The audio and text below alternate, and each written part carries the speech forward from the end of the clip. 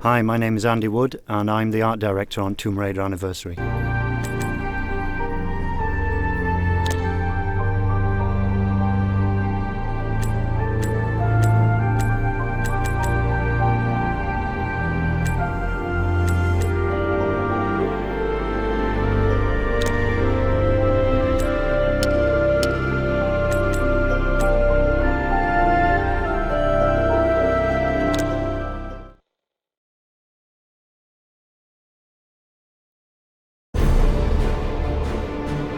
Vilcabamba se nos sigue escapando.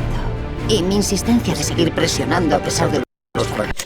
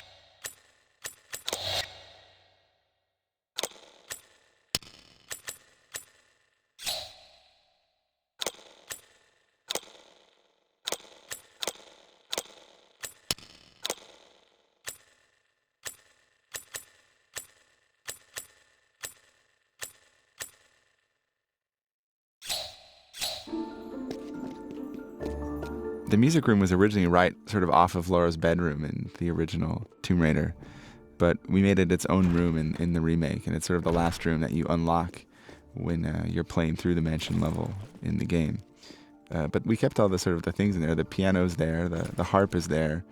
We did take out the workout mat though. We were questioning why you had a workout mat in her music room when we were remaking it. It was just, When we were coming up with the idea for what we wanted to do with the mansion, we decided that Croft Manor. This was the tutorial area in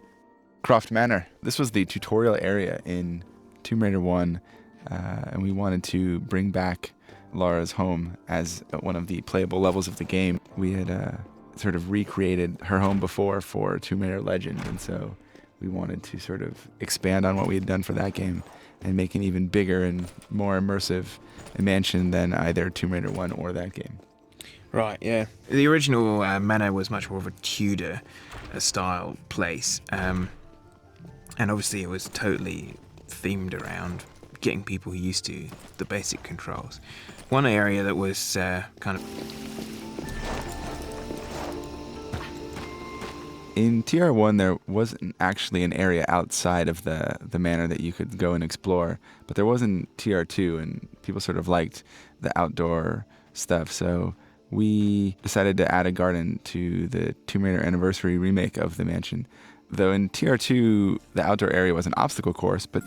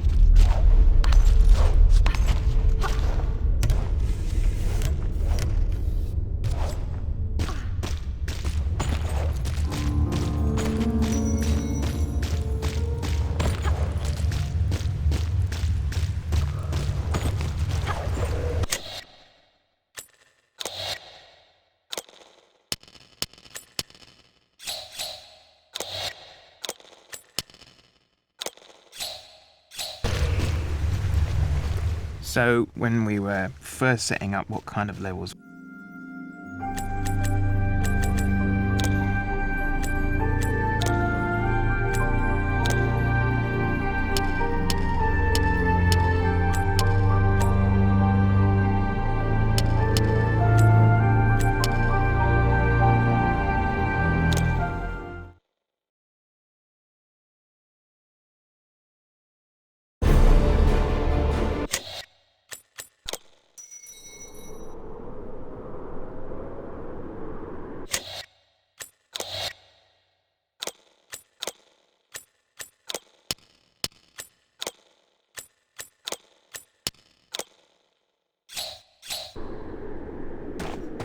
Welcome to the game commentary for Tomb Raider Anniversary. I'm Jason Botta, the creative director for Tomb Raider Anniversary. And I'm Toby Gard, the original designer from the first TR1. You were the creative director. Give yourself some credit. There's only 6 of us, though. I mean, we don't have such grand titles back in those days, but yeah. So in terms of the opening sequences of the original game, the whole thing was leading up to sort of the whole wolf extravaganza that happens, where it was kind of the big reveal of Lara Croft. And obviously some of that wasn't really appropriate anymore. People know who Lara was, so it enabled us to actually be able to show Lara in the intro, in the foyer in Calcutta, and obviously we didn't have to go quite so crazy with the wolf bit with the big towels flying off of her and stuff. And I think the essence of that whole cinematic and whatnot is the same, sort of an introduction to the main characters of the game and sort of sets up what the entire game is about. So that sort of remains unchanged. Yep. Yeah, we sort of tried to follow a lot of the shots from the original game.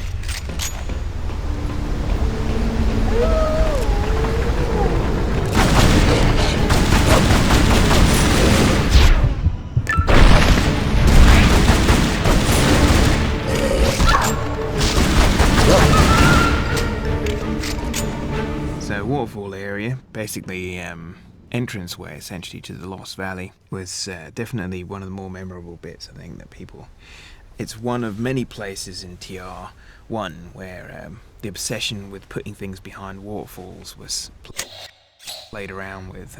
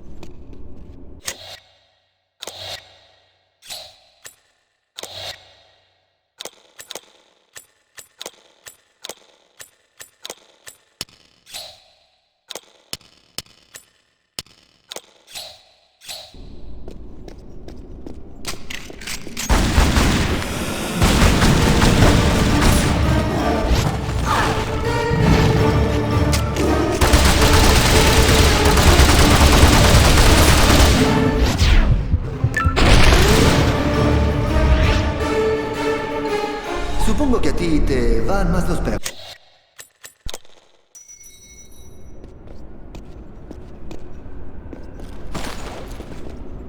One of the interesting things about the sequence of Lara going to Natla's office was how she went up the elevator shaft, because when we were looking at the sequence, it seemed like it was going to be pretty boring in the original game. Her just breaking into an office and going up, rifling through Natla's drawers. So we came up with this idea of her using the counterweight to fly up the lift shaft, and it's kind of... So originally, old Pierre, you just fight him here. He just runs out and starts gunning you down, basically. But we wanted...